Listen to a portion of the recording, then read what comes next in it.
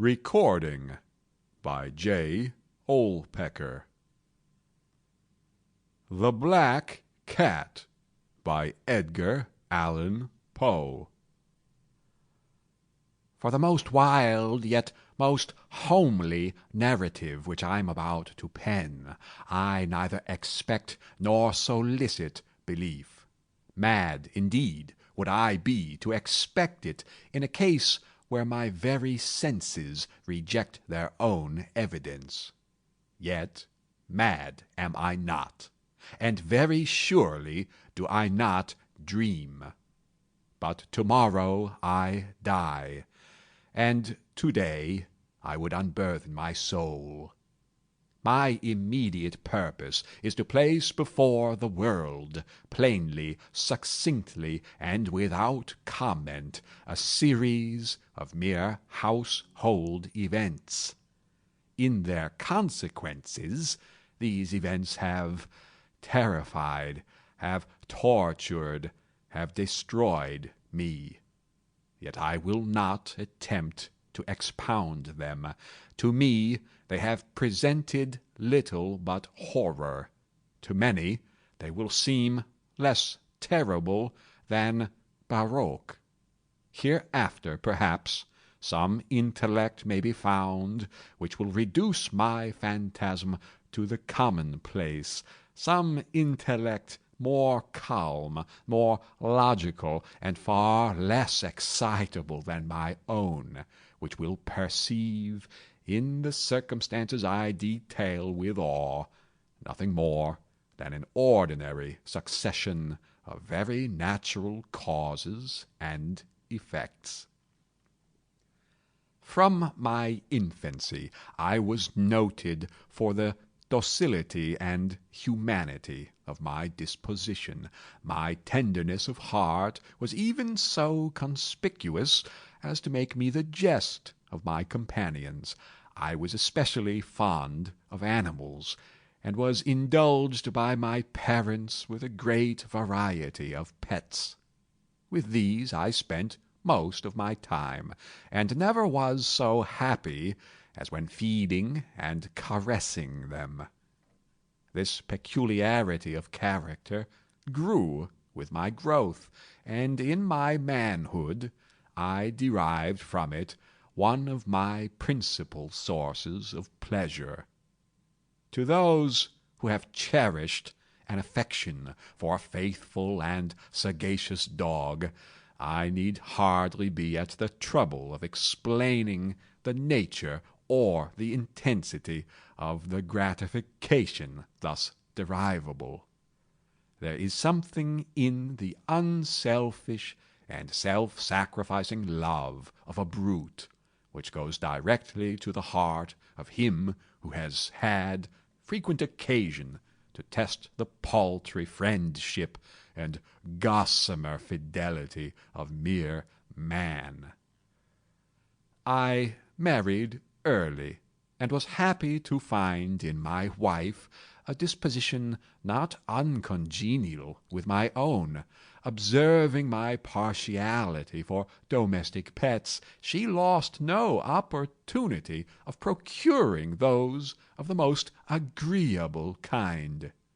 We had birds, goldfish, a fine dog, rabbits, a small monkey, and a cat. This latter was a remarkably large and beautiful animal, entirely black, and sagacious to an astonishing degree. In speaking of his intelligence, my wife, who at heart was not a little tinctured with superstition, made frequent allusion to the ancient popular notion which regarded all black cats as witches in disguise. Not that she was ever serious upon this point, and I mention the matter at all for no better reason than that it happens just now to be remembered. Pluto, this was the cat's name, was my favorite pet and playmate. I alone fed him, and he attended me wherever I went about the house. It was even with difficulty that I could prevent him from following me through the streets. Our friendship lasted in this manner for several years, during which my general temperament and character, through the instrumentality of the fiend intemperance, had, I blush to confess it, experienced a radical alteration for the worse. I grew day by day more moody, more irritable, more regardless of the feelings of others.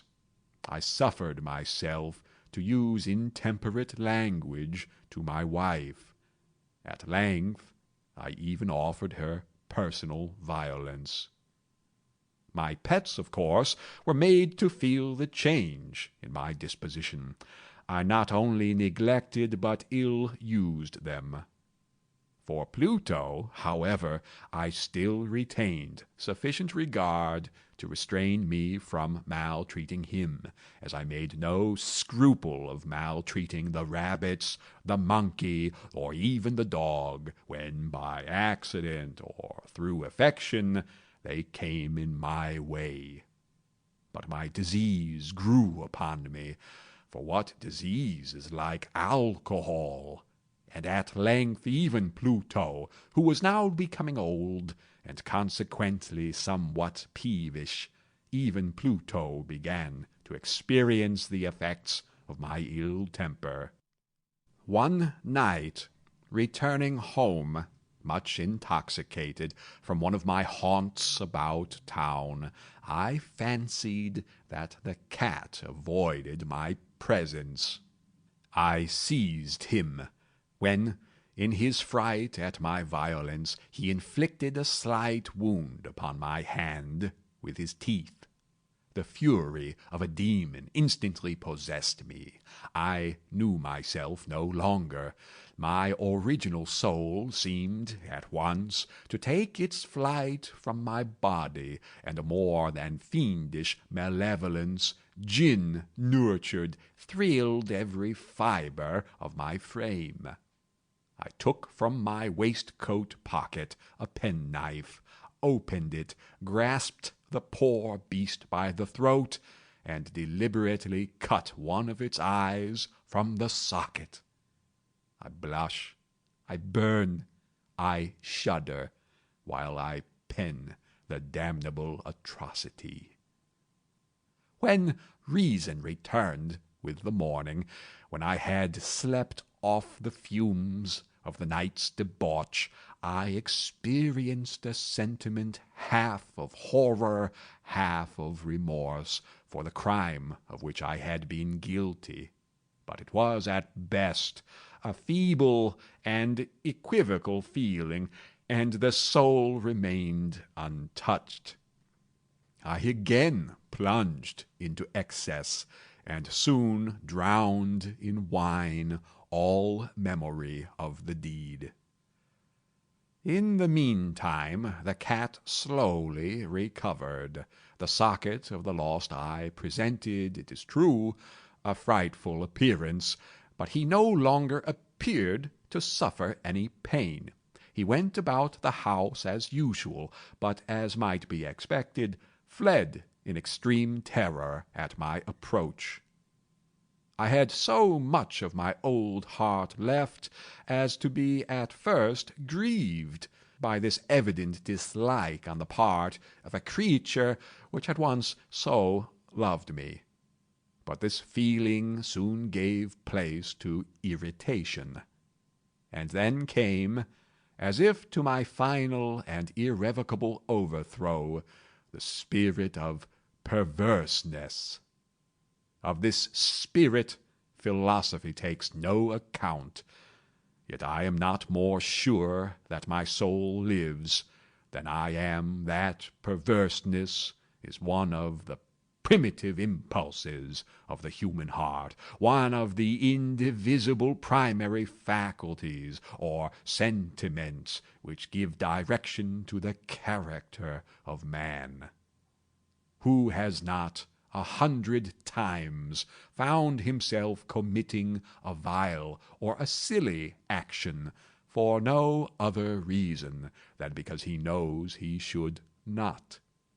Have we not a perpetual inclination in the teeth of our best judgment to violate that which is law merely because we understand it to be such? This spirit of perverseness, I say, came to my final overthrow.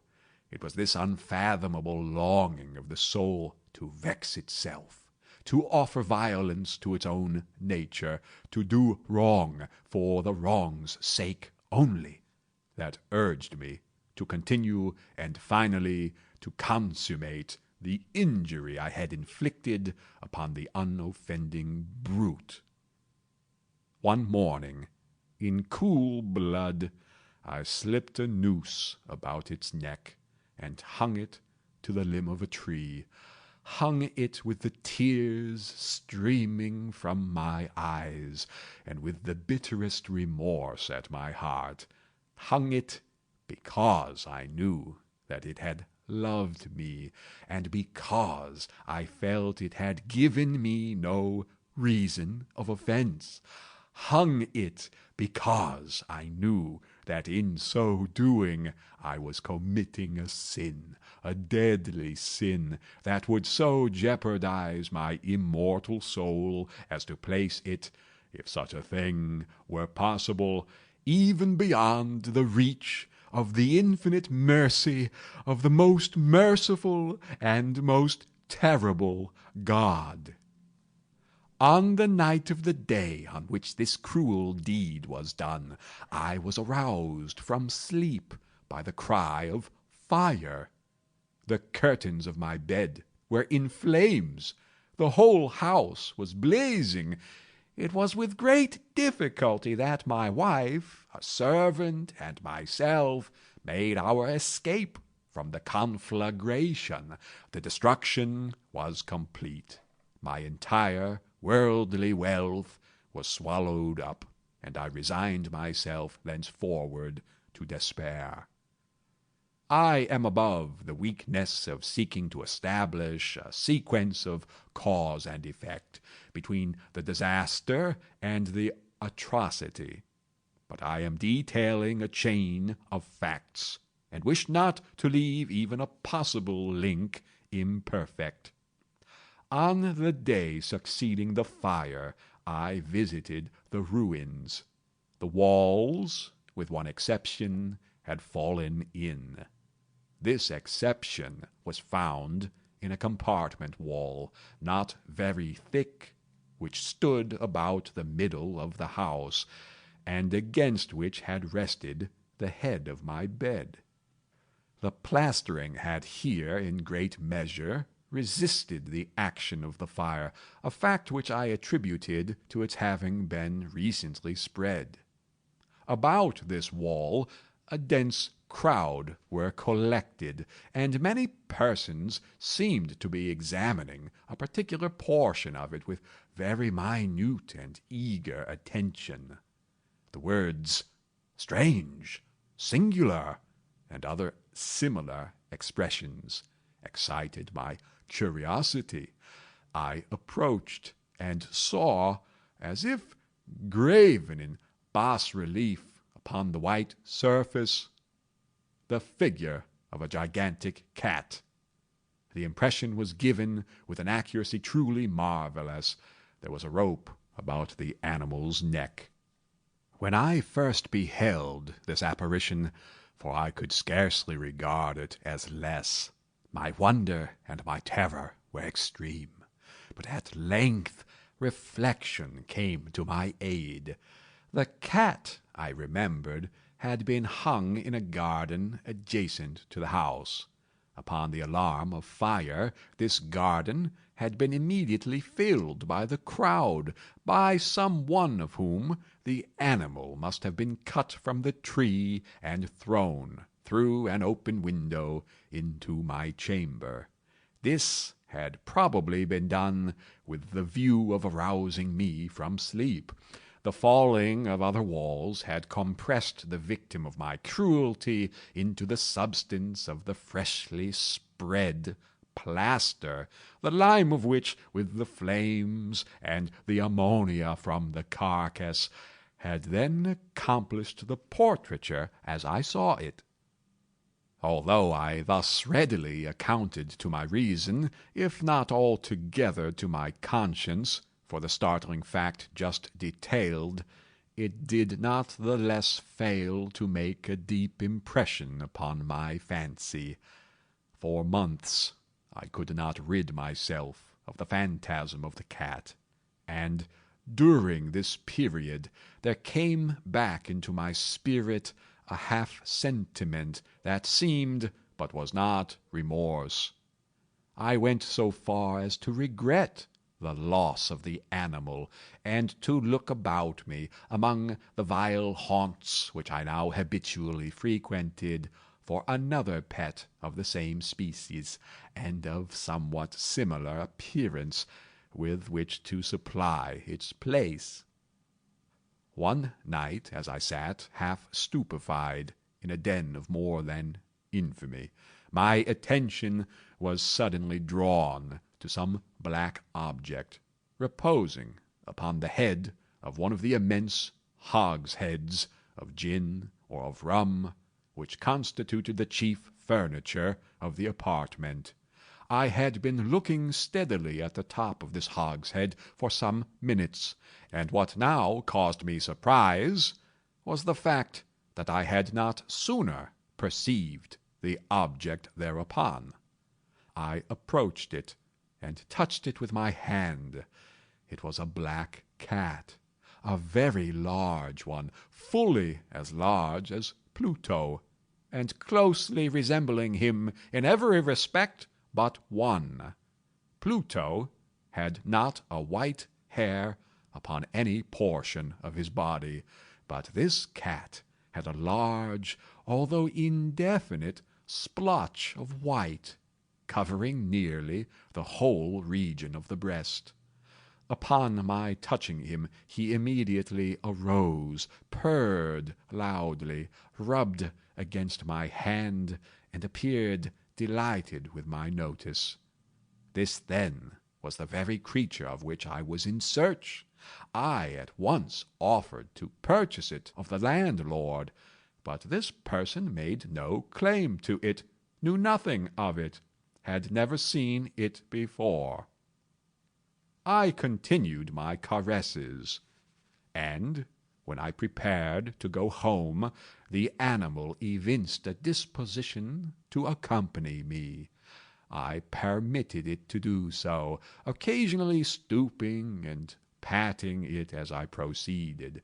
When it reached the house, it domesticated itself at once, and became immediately a great favorite with my wife. For my own part, I soon found a dislike to it arising within me. This was just the reverse of what I had anticipated, but I know not how or why it was. Its evident fondness for myself rather disgusted and annoyed. By slow degrees, these feelings of disgust and annoyance rose into the bitterness of hatred. I avoided the creature, a certain sense of shame and the remembrance of my former deed of cruelty preventing me from physically abusing it. I did not, for some weeks, strike or otherwise violently ill-use it, but gradually, very gradually, I came to look upon it with unutterable loathing, and to flee silently from its odious presence, as from the breath of a pestilence. What Added, no doubt, to my hatred of the beast was the discovery, on the morning after I brought it home, that, like Pluto, it also had been deprived of one of its eyes. This circumstance, however, only endeared it to my wife, who, as I have already said, possessed in a high degree that humanity of feeling which had once been my distinguishing trait, and the source of many of my simplest and purest pleasures. With my aversion to this cat, however, its partiality for myself seemed to increase. It followed my footsteps with a pertinacity which it would be difficult to make the reader comprehend. Whenever I sat, it would crouch beneath my chair, or spring upon my knees, covering me with its loathsome caresses. If I arose to walk, it would get between my feet and thus nearly throw me down. Or, fastening its long and sharp claws in my dress, clamber in this manner to my breast. At such times, although I longed to destroy it with a blow, I was yet withheld from doing so, partly by a memory of my former crime, but chiefly, let me confess it at once, by absolute dread of the beast. This dread was not exactly a dread of physical evil, and yet I should be at a loss how otherwise to define it. I am almost ashamed to own, yes, even in this felon's cell, I am almost ashamed to own that the terror and horror with which the animal inspired me had been heightened by one of the merest chimeras it would be possible to conceive. My wife had called my attention more than once to the character of the mark of white hair, of which I have spoken, and which constituted the sole visible difference between the strange beast and the one I had destroyed. The reader will remember that this mark, although large, had been originally very indefinite, but by slow degrees nearly imperceptible, and which for a long time my reason struggled to reject as fanciful, it had at length assumed a rigorous distinctness of outline. It was now the representation of an object that I shudder to name, and for this, above all, I loathed and dreaded, and would have rid myself of the monster had I dared. It was now, I say, the image of a ghastly thing, of the gallows. O mournful and terrible engine of horror and of crime, of agony and of death! And now was I indeed wretched beyond the wretchedness of mere humanity, and a brute beast, whose fellow I had contemptuously destroyed, a brute beast to work out for me, a man fashioned in the image of the high God, so much of insufferable woe. Alas, neither by day nor night knew I the blessing of rest any more. During the former, the creature left me no moment alone, and in the latter I started hourly from dreams of unutterable fear to find the hot breath of the thing upon my face, and its vast weight an incarnate nightmare that I had no power to shake off, incumbent eternally upon my heart. Beneath the pressure of torments such as these, the feeble remnant of the good within me succumbed. Evil thoughts became my sole intimates, the darkest and most evil of thoughts. The moodiness of my usual temper increased to hatred of all things and of all mankind, while, from the sudden, frequent and ungovernable outbursts of a fury to which I now blindly abandoned myself, my uncomplaining wife, alas, was the most usual and the most patient of sufferers. One day she accompanied me, upon some household errand, into the cellar of the old building which our poverty compelled us to inhabit. The cat followed me down the steep stairs, and, nearly throwing me headlong, exasperated me to madness.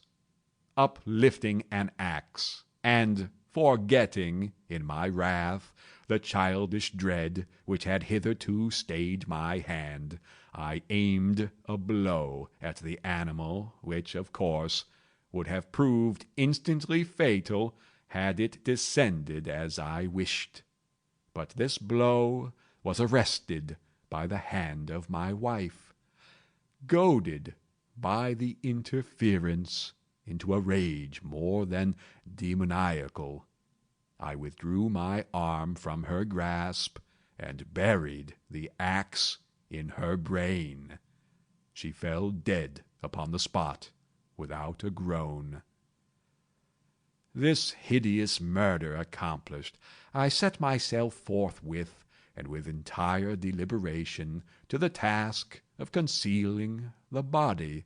I knew that I could not remove it from the house, either by day or by night, without the risk of being observed by the neighbors. Many projects entered my mind. At one period I thought of cutting the corpse into minute fragments, and destroying them by fire. At another I resolved to dig a grave for it in the floor of the cellar. Again I deliberated about casting it in the well in the yard, about packing it in a box as if merchandise, with the usual arrangements, and so getting a porter to take it from the house. Finally I hit upon what I considered a far better expedient than either of these. I determined to wall it up in the cellar, as the monks of the Middle Ages are recorded to have walled up their victims. For a purpose such as this, the cellar was well adapted. Its walls were loosely constructed, and had lately been plastered throughout with a rough plaster, which the dampness of the atmosphere had prevented from hardening. Moreover, in one of the walls was a projection caused by a false chimney or fireplace that had been filled up and made to resemble the red of the cellar. I made no doubt that I could readily displace the bricks at this point, insert the corpse, and wall the whole up as before, so that no eye could detect anything suspicious. And in this calculation I was not deceived. By means of a crowbar I easily dislodged the bricks, and, having carefully deposited the body against the inner wall, I propped it in that position, while, with little trouble, I relaid the whole structure as it originally stood. Having procured mortar, sand, and hair, with every possible precaution, I prepared a plaster which could not be distinguished from the old, and with this I very carefully went over the new brickwork. When I had finished, I felt satisfied that all was right. The wall did not present the slightest appearance of having been disturbed.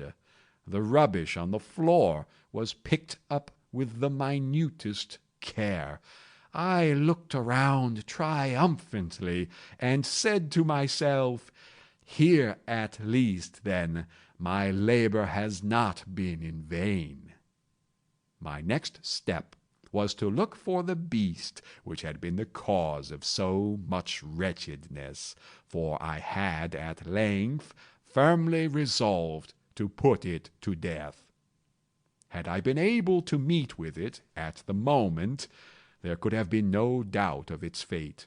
But it appeared that the crafty animal had been alarmed at the violence of my previous anger, and forbore to present itself in my present mood. It is impossible to describe or to imagine the deep, the blissful sense of relief which the absence of the detested creature occasioned in my bosom. It did not make its appearance during the night, and thus, for one night at least, since its introduction into the house, I soundly and tranquilly slept.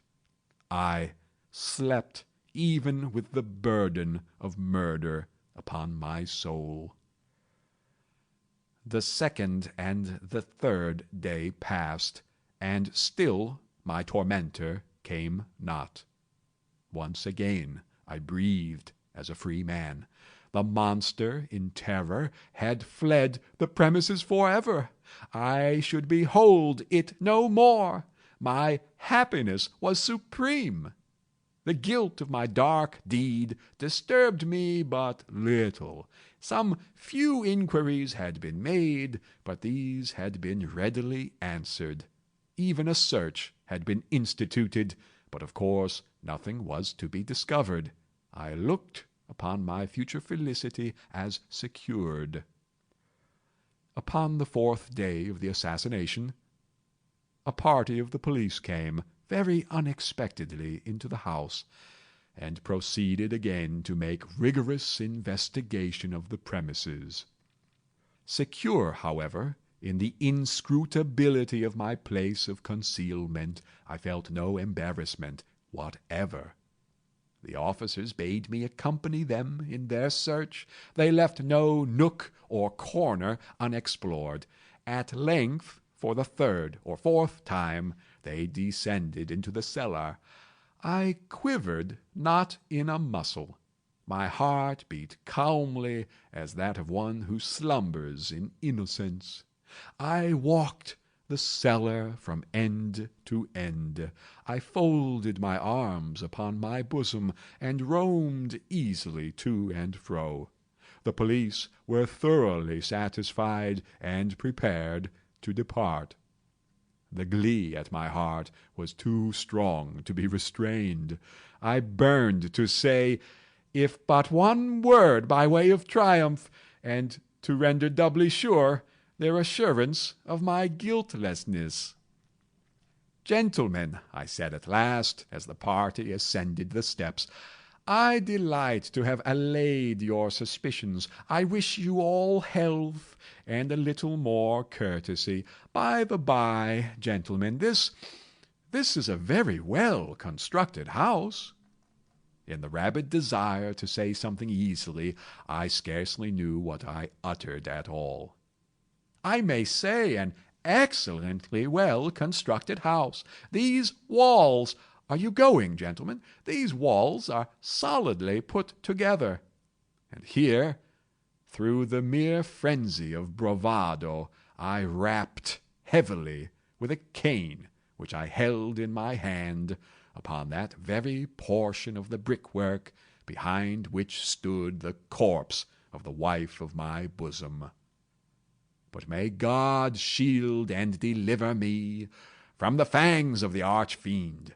No sooner had the reverberation of my blows sunk into silence than I was answered by a voice from within the tomb, by a cry, at first muffled and broken like the sobbing of a child, and then quickly swelling into one long, loud, and continuous scream, utterly anomalous and inhuman, a howl, a wailing shriek, half of horror and half of triumph, such as might have arisen only out of hell, conjointly from the throats of the damned in their agony, and of the demons that exult in the damnation.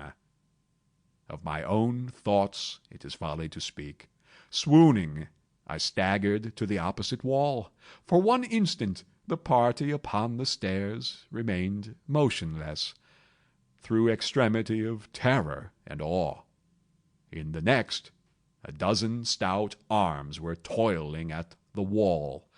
It fell bodily. The corpse, already greatly decayed and clotted with gore, stood erect before the eyes of the spectators.